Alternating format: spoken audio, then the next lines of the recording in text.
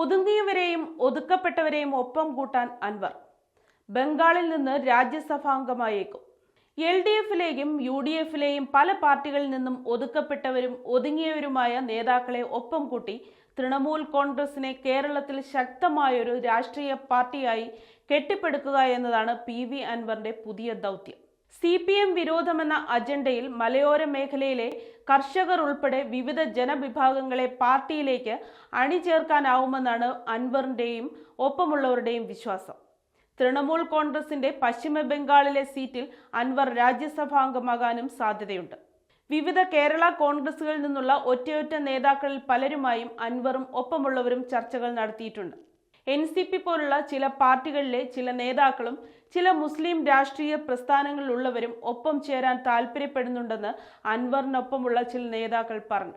കോൺഗ്രസിനുള്ളിൽ നിന്നും ഇടതുപക്ഷത്തു നിന്നും ഒറ്റപ്പെട്ടവരും ഒതുക്കപ്പെട്ടവരുമായ ചില പ്രാദേശിക നേതാക്കളും പുതിയൊരു രാഷ്ട്രീയ സാധ്യതയായി തൃണമൂലിനെ കാണുന്നുണ്ട്. മുൻപ് ഇടതുപക്ഷത്തിനൊപ്പമുണ്ടായിരുന്നവരും ഇടതു രാഷ്ട്രീയ നിലപാടാണ് ഇപ്പോഴുമുള്ളത് എന്ന് പറയുന്നവരുമായ ഒരു വിഭാഗമുണ്ട്. ഇപ്പോൾ LDF-നെതിരായ നിലപാടെടുക്കുന്ന ഈ വിഭാഗത്തെ ആകർഷിക്കാൻ കൂടിയാണ് പിണറായിസത്തിനെതിരായ നിലപാട് എന്നാണ് അൻവർ ആവർത്തിച്ച് പറയുന്നത്. തദ്ദേശ സ്ഥാപനങ്ങളിലേക്കുള്ള തിരഞ്ഞെടുപ്പിൽ ആഴ്ന്നിറങ്ങി പ്രവർത്തിച്ച് സംസ്ഥാനത്ത് ഒട്ടേറെ ഇടങ്ങളിൽ സാന്നിധ്യം അറിയിക്കാനാകുമെന്നാണ് അൻവറിനൊപ്പമുള്ളവരുടെ വിശ്വാസം. ഇടയ്ക്കൊന്ന് മന്ദീഭവിച്ച DMK-യെ സംസ്ഥാന തലത്തിൽ പുനരുജ്ജീവിപ്പിക്കുകയാണ് ഇനി തൃണമൂലിന്റെ ലക്ഷ്യം.